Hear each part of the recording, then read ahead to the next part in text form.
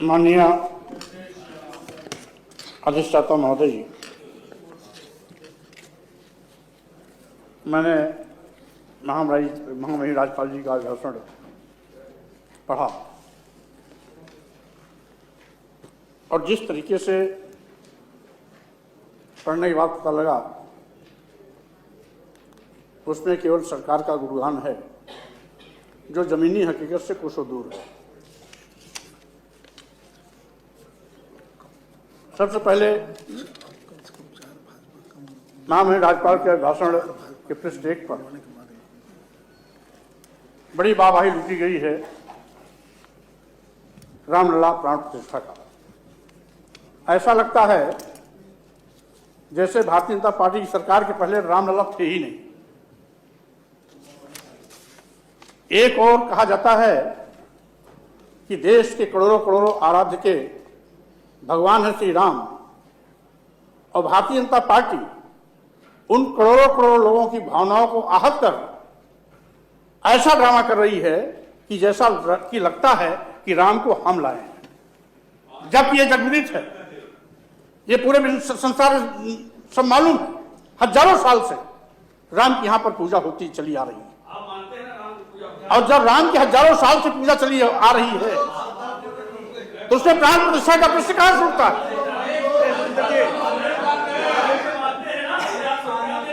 इसलिए माननीय महोदया, मैं आपके माध्यम से कहना चाहूंगा, पहले तो आप इस बात को सुनिश्चित कर लें व्यवस्था आपकी पीठ से चलेगी या व्यवस्था सामने बैठे हुए माननीय सदस्यों की ओर से चलेगी।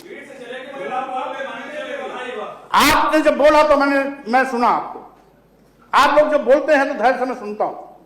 आप भी तसल्ली रखो, सुनने की भी क्षमता रखो। और रही बात आप अपने महोदय, मैं आपसे कहना चाहता हूं, आप प्राण प्रतिष्ठा वो तो भारतीय जनता पार्टी का कार्यक्रम था। वहां देश के सारे श्रद्धालु भगवान राम को मानने वाले सारे के सारे करोड़ों करोड़ लोगों को वहां रोक दिया गया था। आयोजक भी भारतीय जनता पार्टी, मुख्य अतिथि भी भारतीय जनता पार्टी, व्यवस्था करने वाले विश्व हिंदू परिषद, आरएसएस, इन तीन के अलावा कौन था? वो कोई सांस्कृतिक कार्यक्रम नहीं था, वो कोई सरकारी भी कार्यक्रम नहीं था, वो भारतीय जनता पार्टी, आरएसएस और विश्व हिंदू परिषद का कार्यक्रम था। यहां के लोगों को रोक दिया गया, जो भगवान राम को आराध्य मानते हैं उनको रोक दिया गया। जिन लोगों ने कभी रामलला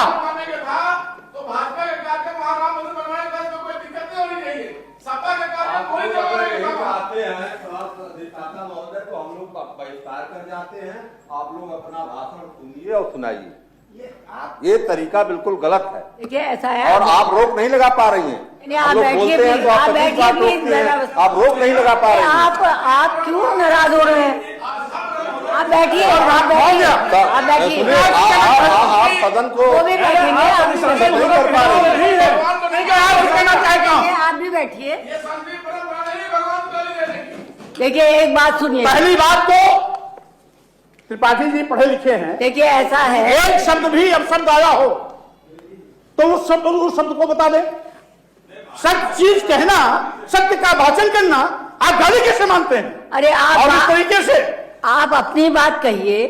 रही कार्यक्रम की बात, जब वो भारतीय जनता पार्टी की सरकार में हुआ और उन लोगों ने किया तो फिर किया, तो दूसरा कौन करता? नहीं, जो तो आप क्यों उस पर टिप्पणी कर रहे हैं?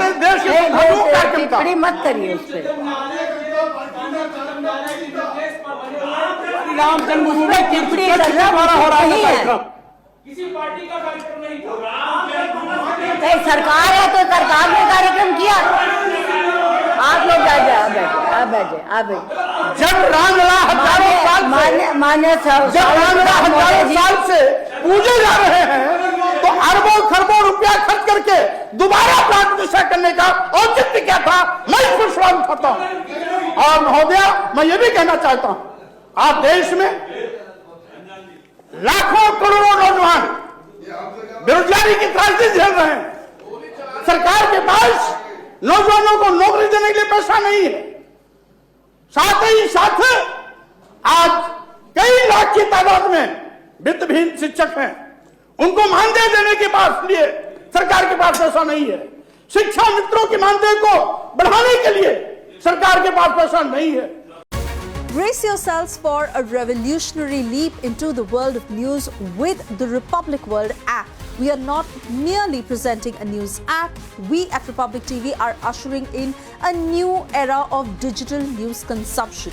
The Republic World mobile app has the essence of power of breaking news and the heartbeat of our impactful shows seamlessly integrated into a singular dynamic platform for you. Join us, viewers, in an experience that goes beyond conventional news reporting. Don't merely witness the news, become a part of it. Download the Republic World app, now available on both the Google Play Store and the Apple App Store.